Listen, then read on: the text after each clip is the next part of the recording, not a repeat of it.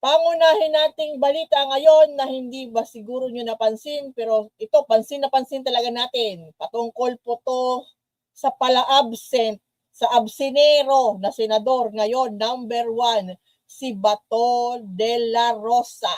Absent po since November, pagbalik po ng sesyon ng legislature, ng Congress, ng Senate. Hindi na po siya pumasok noong November. Anong month na po ngayon? Abril na.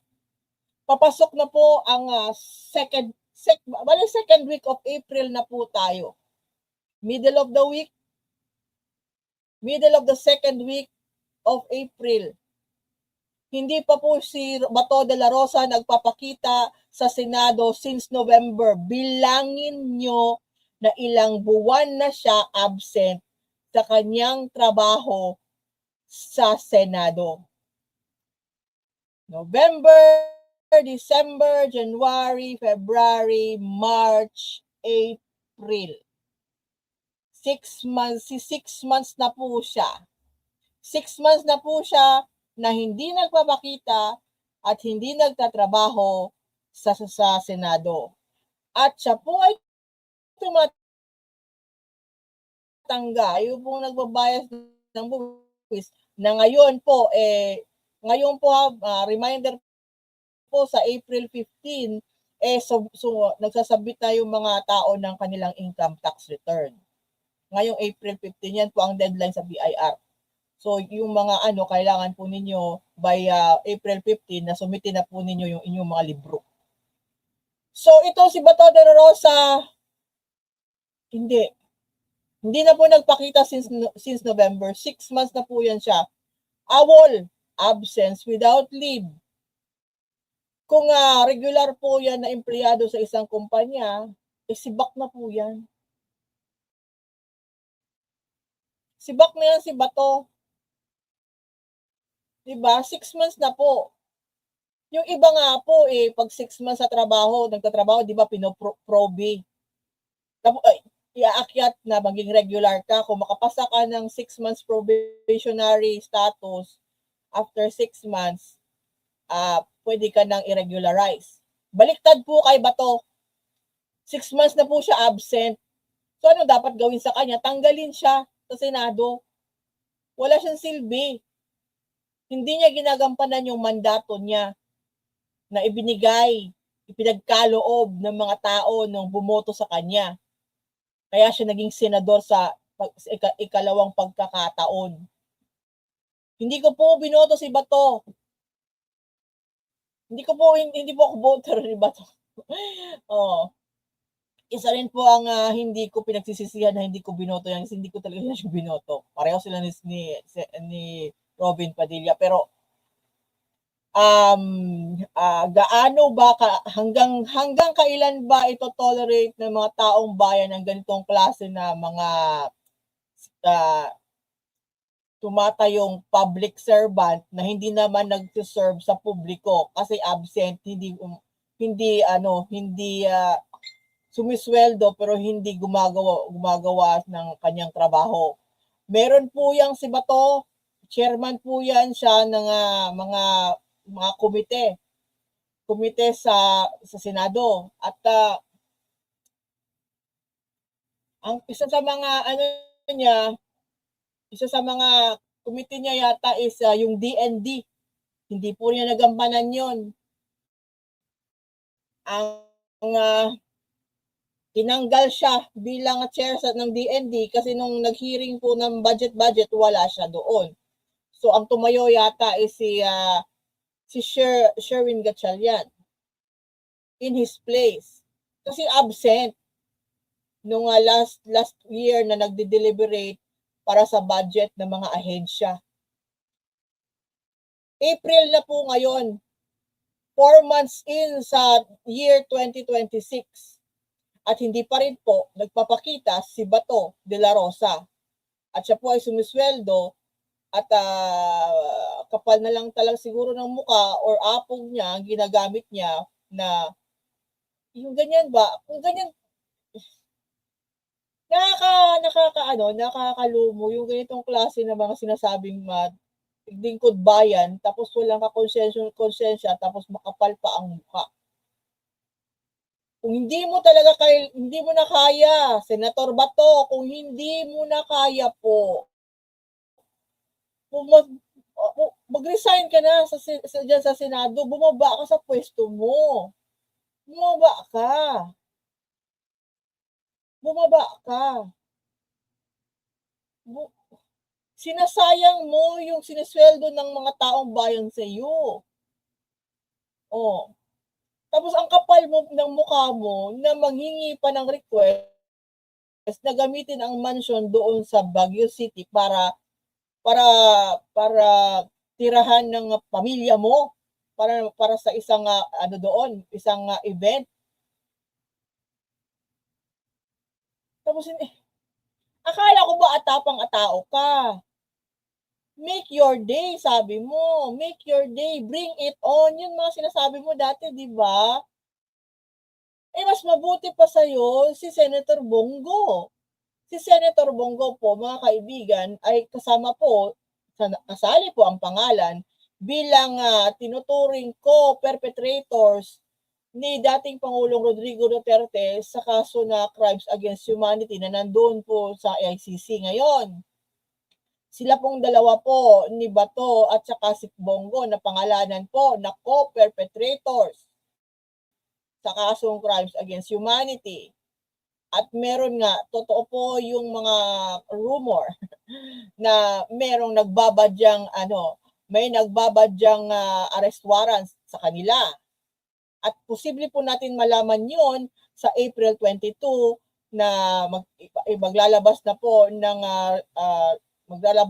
ng desisyon ang ICC Pretrial Chamber kung ipagpapatuloy sa full trial ang kaso ni dating Pangulong Rodrigo Duterte doon sa ICC. Si Bongo po pumapasok. In fairness to Senator Bongo, pumapasok po siya sa Senado. Nagpapakita siya. Diba? Itong si medyo matapang pa si Bongo kumpara sa dating naging PNP chief na si Bato de la Rosa. Si Bongo pumapasok sa Senado, nagkakaroon appearance, gumagawa ng kanyang mga epal-epal, nakikita siya sa publiko. Visible si Bongo. Si Bato wala na pong visibility si Bato de la Rosa since November. Wala. Tapos yan po yung atapang-atao. Atapang-atao pero takot pala. Yan ang maisog. Mga kaibigan, maisog daw yan. Yang si Bato de la Rosa, maisog. Pero hindi. Hindi siya maisog. Sa Bisaya po, ang tawag kay Bato talawan. Kung sa Tagalog po yan, ang tawag dyan sa kanya ay duwag. So, pala absent. Absinot, tapos may sweldo. Meron po siyang staff na maintain po sa kanyang opisina dyan sa Senado. Meron po siyang staff doon na alam namin at halos lahat ng kanyang staff sa Senado kung hindi niya direct na kapamilya kamag-anak. Diba? So, doon sa 11 na ibang mga na nakitaan po na nag-perfect attendance, good job. Pero si Bato, hindi po perfect attendance kasi siya na po ang nangunguna sa Senado na absent. At ang kanyang absence ay 6 months na po. Shout out po. Magsa-shout out tayo sa House Committee on Ethics na chair na si JV Ejercito. Senator JV, pakiayos itong colleague mo. Shout out tayo kay Senate President Tito Soto, Tito Sen. Ano to? Ayusin niyo 'tong disiplinahin ninyo ang kapwa ninyong senador. Disiplinahin niyo na 'yan. Namimihasa na 'yan siya. Oh, at talagang wala talaga siyang interes na bumalik sa trabaho. Kaya mas mabuti pa i-expel niyo na lang 'yan siya. Hindi na siya interesado, mas interesado na lang siya talaga magtago. Kasi takot na takot siya sa sinasabi niya na chinallenge na dati na i-bring it on yung arrest warrant galing sa ICC. Oh. Kung wala na pong gamit at walang hindi talaga interesado magtrabaho para sa interes ng mga Pilipino, para sa interes ng bayan, tanggalin niyo na 'yan diyan. Mas nakakasira po sa imahe ng Senate ang isa ninyong kasamahan na nagtatrabaho sa ibang tinatrabaho niya magtago kaysa magsilbi sa taong bayan. Walang silbi sa amin 'yan. Tanggalin niyo na 'yan. Kayo ang makakatanggal lang po sa kapwa senador nila ay ang kapwa senador din nila. In-house po ang kagaya rin po sa lower house, ang makaka-expel lang sa kanilang kasamahan ay sila rin. Ganon din po sa Senado. Kung gugustuhin ng 24 or 23 na mga senadors na tanggalin yan si Bato dahil hindi naman talaga siya nagtatrabaho, wala na siyang silbi sa taong bayan sa Pilipinas, sila po ay merong kapangyarihan na tanggalin ang kapwa nila senador. So Bato, kaya pa ba ng kapal ng muka?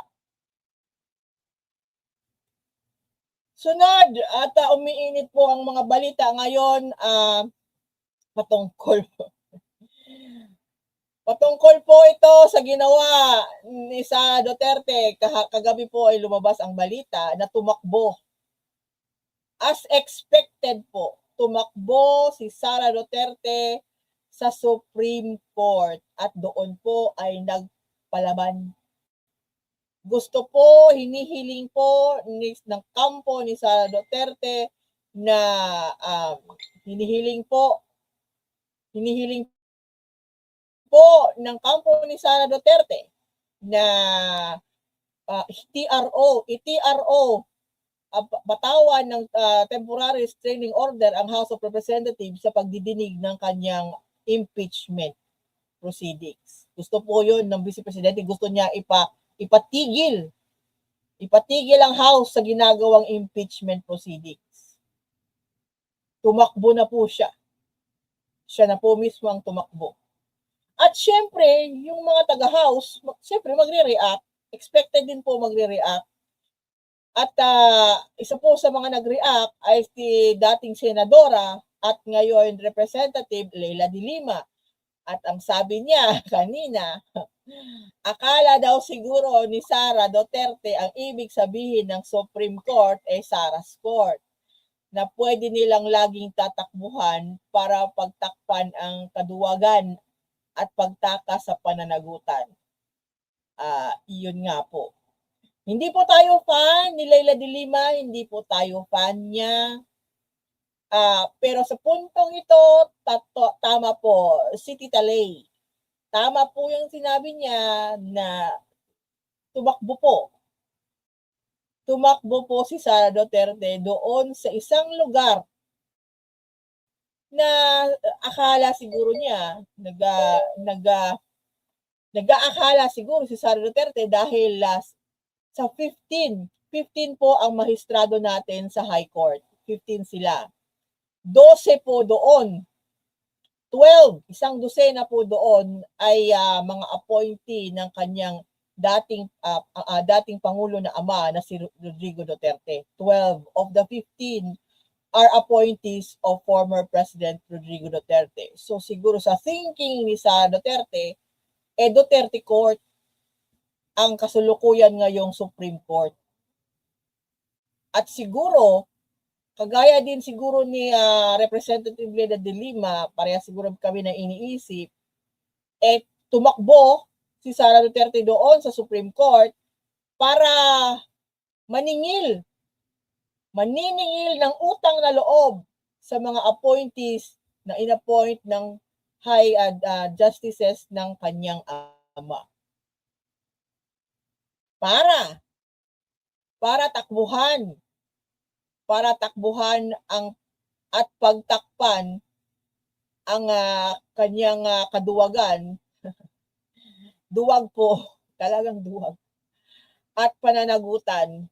Allergic po at ngayon talagang nag-i-exhibit, nagmamanifest ng allergy ang Vice Presidente, ang kasalukuyang Vice Presidente ng Pilipinas sa salitang accountability. Ayaw po niya. Allergic po si Sara Duterte sa accountability. Ayaw. Hindi talaga. Ayaw niya sa accountability.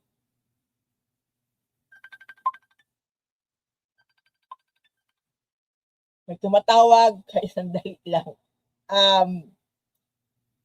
So yun nga, unexcused absence, sabi ni the Lone Star State.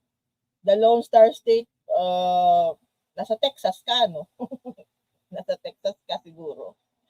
So, yun nga, baka iniisip ni Sara Duterte na tutakbo siya doon sa Supreme Court. This second time around, second time na po ito. Ginawa na po niya to last year, yung pinakauna niyang impeachment last year.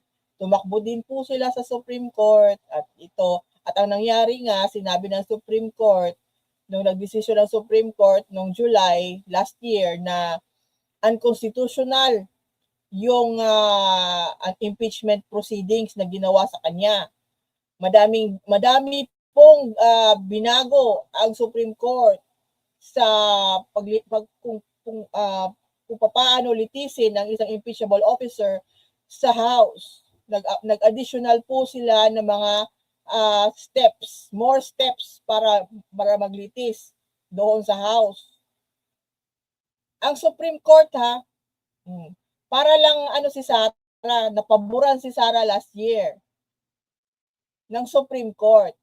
Ngayong pagkakataon, sinusunod na po ng House of Representatives, ng House Committee on Justice, yung mga inutos ng Supreme Court na dapat ginawa nila doon last year.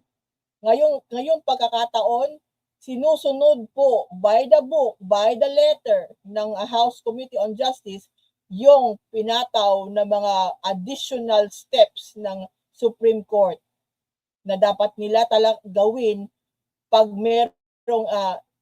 meron pong i-impeach na opisyal. At ngayon, tumakbo na naman po si Sara Duterte sa Supreme Court at nagsasabi na unconstitutional yung ginagawang pagsunod ng House Committee on Justice sa mga requisitos na pinataw na last year ng Supreme Court. Anong klase yan na hindi ko alam kung anong klaseng depensa yan na ginagawa ng mga abogado ni Sara Duterte. Restraining order para patigilin ang kanyang impeachment complaint para hindi malaman ng taong bayan kung ano ang katotohanan. Next week po, April 14, babalik po ang hearing ng House Committee on Justice. At doon po ay itatalakayin na po, iisa-isahin ang mga ebidensya at ang mga witnesses doon. At para po i-determina ng House Committee on Justice kung meron pong probable cause bago po iakyat ang impeachment articles of impeachment doon sa plenary para pagbotohan po nila. Masusi pong ginagawa at ginagawa ng House Committee on Justice yung mga bagong utos na galing sa Supreme Court mismo kung paano sila dapat sumuri, idaan sa proseso ang isang impeachable officer. Tapos tatakbo ang kampo ni Sara Duterte doon sa Supreme Court at sasabihin sa Supreme Court na yung inutos ng Supreme Court na gawin ng House of Representatives last year para siya litisin ay unconstitutional. So bali sinasabi po ng mga tauhan ni Sara Duterte, mga abogado niya, na mali din ang Supreme Court sa pagbibigay ng mga panibagong mga requisitos doon sa House of Representatives, sa House Committee on Justice na sinusunod nila ngayon. Sa ngayong pong oras, wala pa pong naririnig tayo galing sa Supreme Court kung magbibigay po siya ng restraining order o ano. Usually po kasi sa Supreme Court, nag-e-en banc po yung Supreme Court Tuesdays. Ang weekly po nila en banc is on Tuesdays. Silang lahat. So, i-expect natin po next Tuesday kung kasi gusto po nagmamadali po ang kampo ni Sara Duterte na mapatawan po ng TRO ang impeachment proceedings sa House. So kung next Tuesday po ay hearing po ng pagbabalik ng hearing ng House of Representatives at yun po yung usual schedule sa Padre Faura na magkakaroon ng en banc. Tingnan po natin kung tatalakayin po ng Supreme Court yung itong petisyon ng kampo ni Sara Duterte na inihain nila kahapon, April 7 po. At bukas po, April 9 ay holiday po. Holiday. So, pwede rin po hanggang April 10 makita natin kung anong gagawin po ng Supreme Court patungkol sa tawag ito patungkol po sa petition o request ni Sara Duterte na patigilin ang kanyang impeachment doon sa House. Pag walang galing na utos or TRO or ano man galing sa House, galing sa Supreme Court na komento regarding sa hinihinging pabor ni Sara Duterte, magpapatuloy po ang House sa kanilang investigasyon hearing next week and the next 2 weeks ng Abril. So, saan na ba tayo?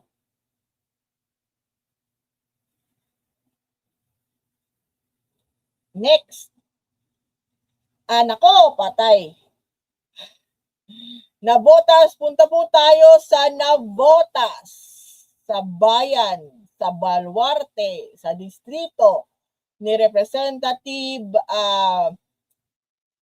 Toby Tiangco. Kong, lugar mo to, Kong, di ba? Libo-libong litro na hinihinalang illegal na petroleum products ay nasamsam ng otoridad sa Navotas City kahapon. Sa ngayon po ng crisis, bawal po mag-hoarding. Bawal po ang mag-hoarding. So, 9.7 M, sino kaya to? Kanino kaya to na kumpanya? Sino kaya ang nag-utos nito or mga ganito ganyan? Iimbestigahan po ito kasi po ngayon yung panahon ng ating crisis, bawal po mag-hoarding. Meron din nga po meron yata isang lugar, nakitaan din po, meron silang meron silang tangke sa bahay nila, tapos nilagyan po nila ng diesel, malaking tangke sa residential area.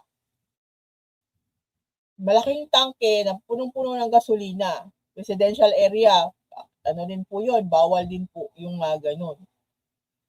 So, Navotas City, shout out.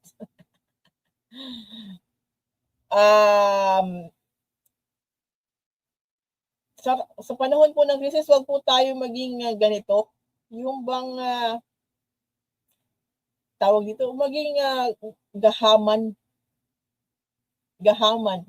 Yung selfishness po, lalong-lalo na po sa panahon ng crisis, ang pagiging selfish po ay hindi po nakakatulong. Hindi po nakakatulong sa lahat na, mas lalo po makakabigay ng problema ang pagiging selfish.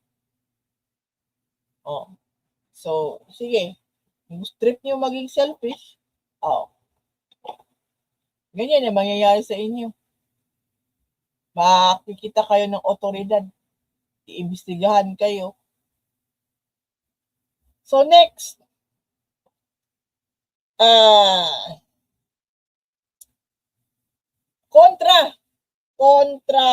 Kumukontra po ang isang Kabataan Party List representative sa panukala ng DILG na Safer Metro Manila Plan. Ayaw po ni Renico sa panukalang Safer Metro Manila Plan ng DILG. Ayaw niya ng ni mga ginagawa ni Secretary John Vic Remulla. Anti-poor na naman and elitist.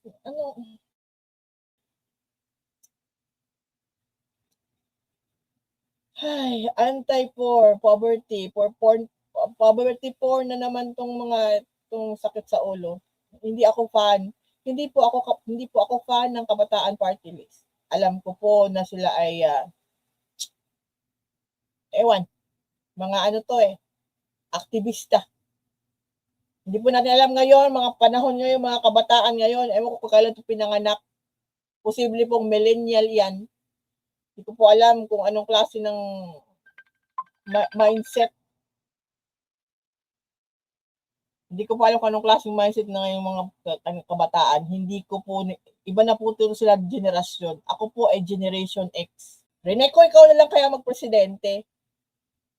Dapat instead na magpaglabas ng baton, iharap ng maayos ni Pangulong.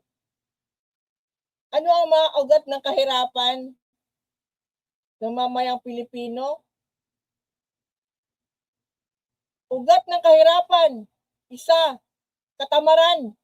Rene, ilang taon ka na ba? Katamaran. Ugat ng kahirapan. Kung tamad ka, di ka naghahanap ng diskarte or tamad kang maghanap ng para gumawa ng paraan para ayusin buhay mo, talaga mahihirapan ka. Kahirapan talaga ikaw. Yun ang ugat, katamaran. Hindi na kasalanan siguro ng gobyerno kung tamad ka. Diba? Pero yung mga walang-wala, yun talagang kailangan ng tulong.